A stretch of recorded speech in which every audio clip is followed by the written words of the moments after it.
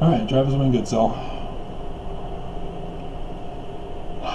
YouTube was purposely delaying the processing of my secret shame video. That's unbelievable. What a morning already. Hackers and Mormons and thieves, oh my. And YouTube, oh my. Alright.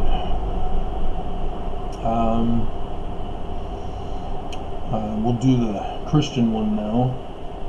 I'm having to replay DC's Legends because the show quit in the last several minutes of the show. It just quit. I'm like, what? I started it when you started the commercial, because if I started in the start of the show, it quits. More during the show, and so I kept going back to make it start at a commercial.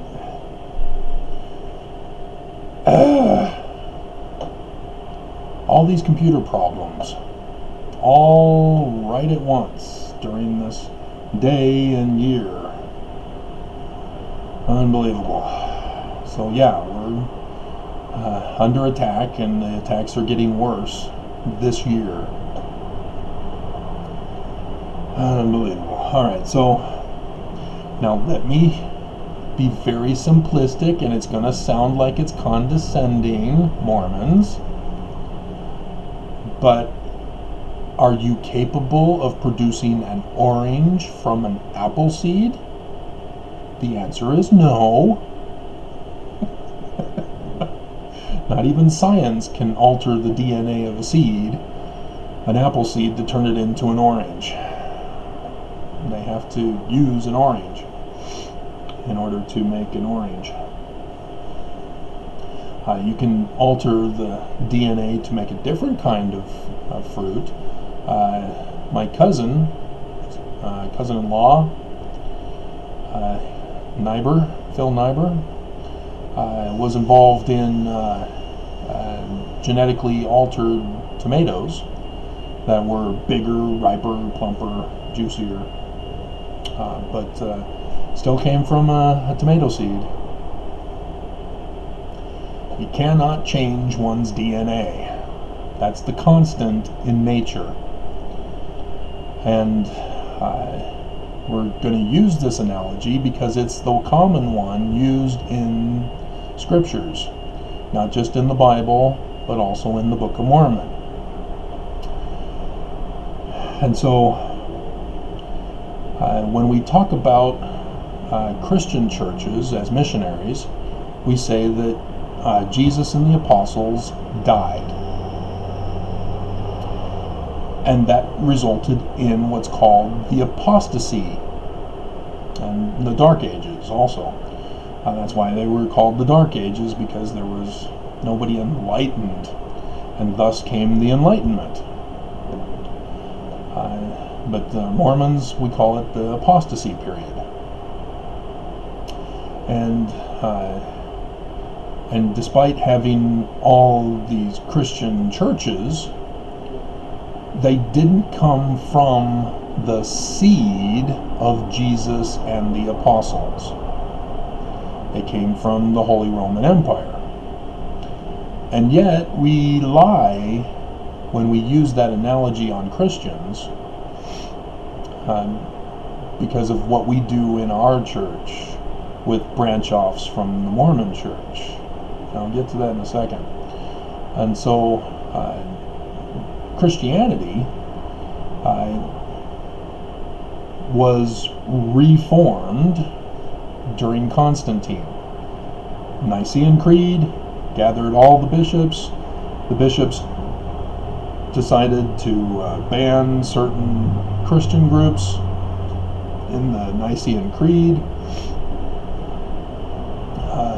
but they couldn't figure out which Jesus, or who was Jesus. Was he the Word? Was he the Son of God? Was he a man? Was he flesh? Was he spirit? All these debates could not be resolved in the Nicene Council. And so Constantine got fed up with them and said, Homoousios.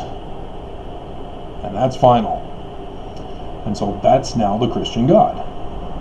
And as I described, there were lots of different beliefs as to the nature and character of God.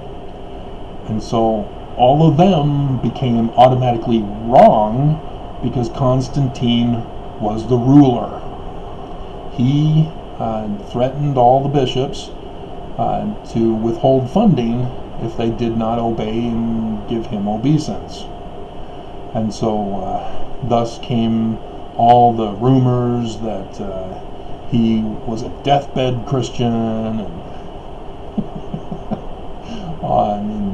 and all that nonsense. And he had Eusebius be his propagandist writer. So you have to identify when he's being a propagandist and when he's giving you actual history. It becomes difficult if you don't know how to identify it. And it's not difficult to identify, you just have to be educated on it. But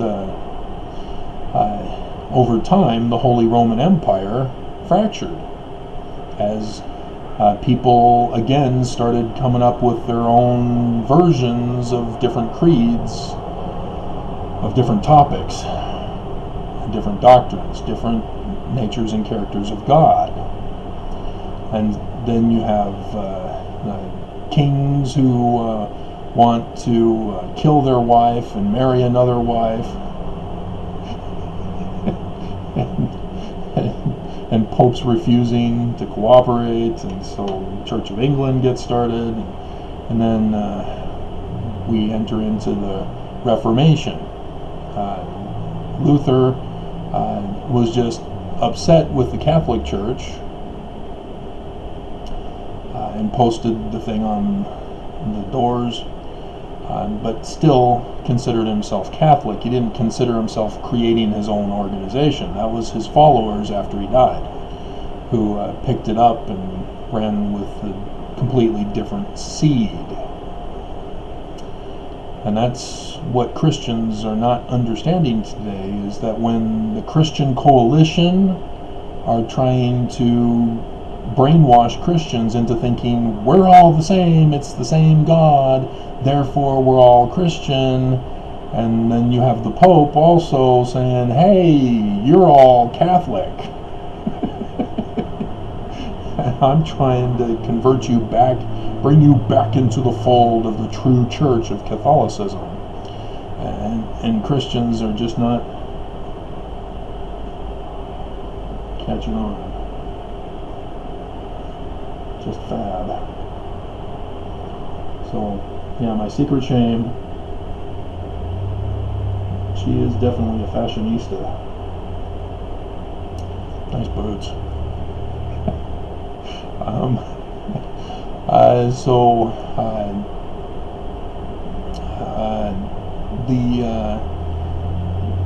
Christianity does not understand that if you have different doctrines and you're trying to claim origin to the one true church as a branch off, and you see, Mormons already caught on to where I'm going with this. You can't. You are a completely separate organization with your own seed producing your own fruit. You know, the fruit of Baptists, the fruit of Presbyterians, fruit of Methodists, and Jehovah's Witness, etc. That's why Mormons aren't considered Christian by the Christian coalition. Mormons have to give up the Book of Mormon. They have to give up temple rituals. They have to give up the theology of a mother in heaven. And it just won't be done because Mormons are a completely different fruit. But Mormons continue to insist they're Mormon. And so with the Smiths, with his Joseph's 1838 history that he starts to write, he talks about Presbyterianism after his first vision. he now understands it's not true. Wait a minute. And this needs to be added into my book, because I didn't put this into the book because I found out after. The reason why he brings up Presbyterian so many decades later, a decade and some years later, is that in 1823, Alvin dies. And despite their Congregationalist belief, they go to a Presbyterian preacher to do the funeral ceremony. And in that ceremony, William Smith talks about, much later in his book, about how this Presbyterian preacher was condemning Alvin to hell. And so now we understand why Joseph was throwing in Presbyterianisms in there, and he never talks about Congregationalists. Ever. Never talks about Campbellite Baptists. He does talk about Baptists. He doesn't talk about Campbellites. Is there a Doctrine and Covenants passage about missionary work to Campbellites? I can't remember,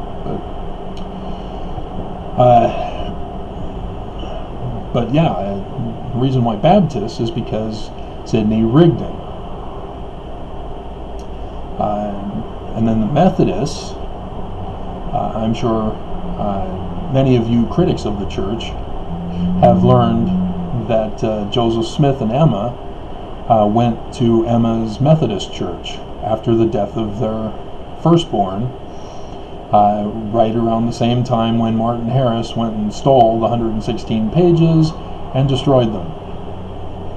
And then Joseph Smith Sr., as I'm the one who's revealed this information about church history, is the one considered the Lord in section 3 of the Doctrine and Covenants, who is condemning Joseph Smith Jr., his son, for blowing his one assignment to distract Martin Harris. But you see that they already knew of Sidney Rigdon, because they talk about Nephites and Lamanites. And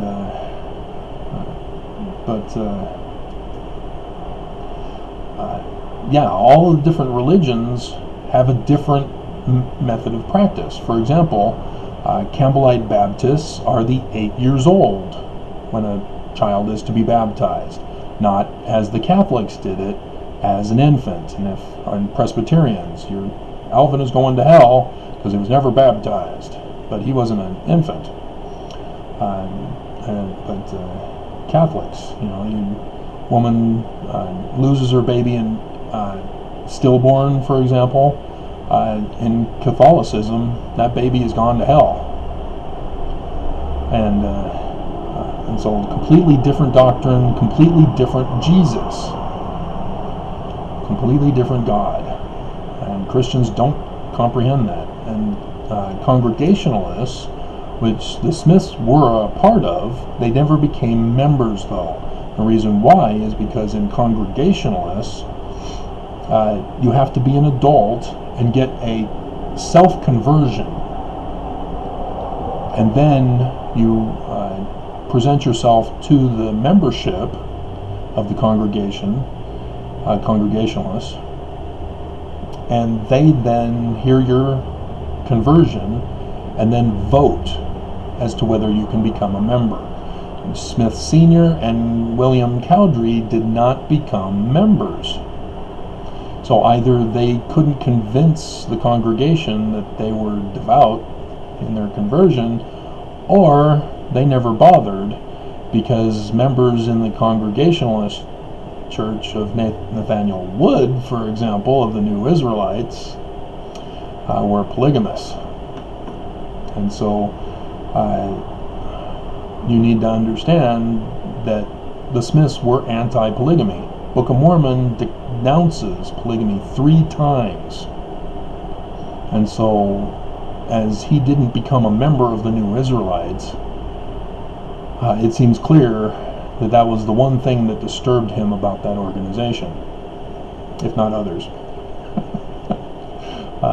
But I'm not too sure of what others he was not involved in, because the Mormon Church sort of merged with the Campbellite Baptists of Sidney Rigdon into a unique religion as a result. Okay, good. It's working this time. Alright. So, give me a minute here while I finish this, and I'll get back to you.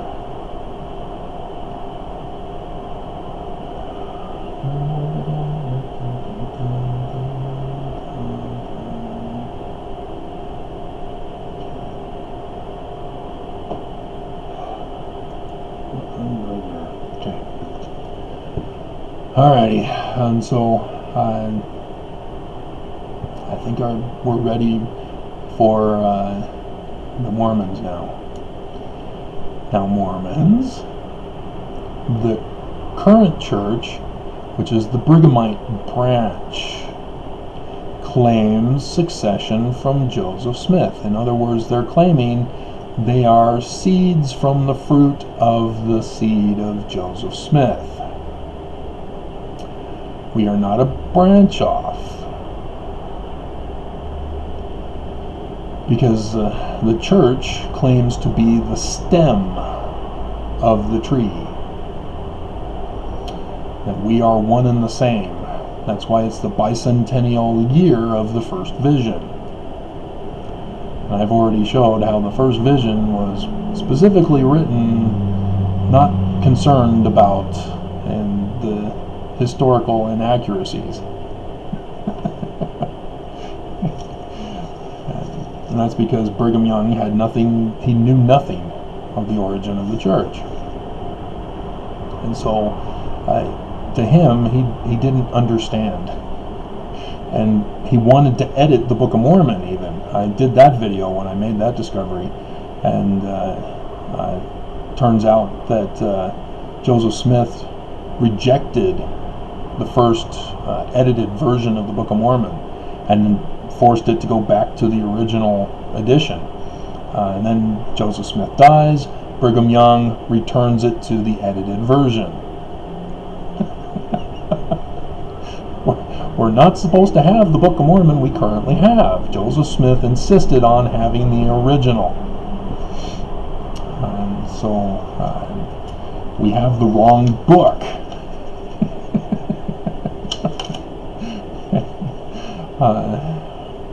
But that's what Mormons are not understanding. When the FLDS Lost Boys were kicked out of Warren Jeff's church because Warren Jeffs and the old men priesthood wanted these hot little young 12 and 14-year-old girls, and were concerned about these 14-year-old boy peers who needed wives, when they themselves were getting horny for the young flesh, they kicked out the boys to solve their problem. And so they became thieves and robbers and criminals, as they had to survive. And of course they got arrested, and then they realized, oh, it's from the Jeff's compound. And so the judge, recognizing this situation, went to the church and said, hey, these guys are from your church. Do you want to help? Take care of these boys, get them back on track. It was an excellent missionary opportunity for the church, but the church said, no, they are not our church. We want nothing to do with them. They are nothing like us. Let those boys die. And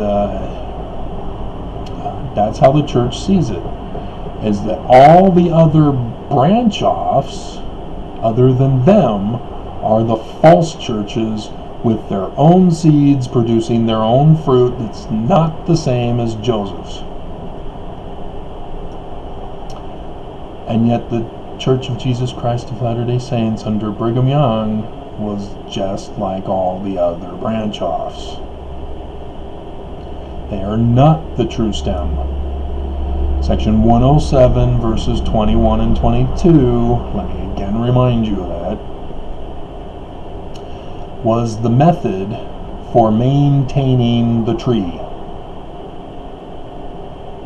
Nobody followed it, not even Brigham Young, especially not Brigham Young, as he completely altered the administration to conform to what he wanted. And so then you have Orson Hyde. Brigham Young tried to justify all of his changes by saying, well, Joseph Smith intended to do it, or he was doing it in secret, like polygamy. Joseph Smith was doing it in secret. Never mind that it was condemned by his father with the New Israelites, and condemned 3 times in his overseen book, the Book of Mormon. And Joseph Smith's 1835 chapter about monogamy over polygamy. But that's what corrupt people do when they want to deceive the masses to follow them. They have to claim that they are from the stem of the original church. But Brigham Young's church was a completely different church. He made a completely different God. And again, with Adam as Heavenly Father, I blame Joseph Smith again. Well, this is what Joseph Smith told me. I'm just doing what Joseph Smith told me. Orson Hyde disagreed, and publicly disagreed, and privately disagreed for decades. It's the two of them were constantly battling and fighting over this. And so Brigham Young, the year before he died, changed the ranking system of the apostles that he redesigned, so that Orson Hyde would not be the successor after he died. And John Taylor became the one instead. Because John Taylor, as much as he was a coward for running under the bed after Joseph Smith shot him 3 times, again, I've done all these videos, guys. This isn't my first rodeo. I know it's your first rodeo for me, but understand I've got other videos. And so I hope I've explained it clear enough for Mormons that the Mormon church is not Joseph's church. It's not from the seed, it's not from the fruit, it's not the stem. It's a completely different fruit, just like apples and oranges.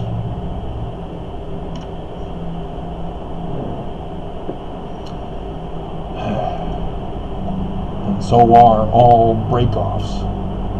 You break off, you're creating your own seed, your own tree. You may be a citrus or a sweet, like an apple. I don't know what they're called, or a berry, but you're not the same as what you're trying to claim you are. Just if you're upset with the founding religion you're a part of, and you're wanting to do your own thing, own it. Don't claim foundership with the old church. Own your brand new restored religion. It's that simple. Or a new church altogether. Because restored indicates that you're actually taking from an older church. And that's what the church claims. They're a restoration of the Church of Christ. And no, we're not supposed to be that church. Because Jesus was trying to restore the old church. So if Jesus was trying to restore the old church, then he was not the church we're supposed to be restoring.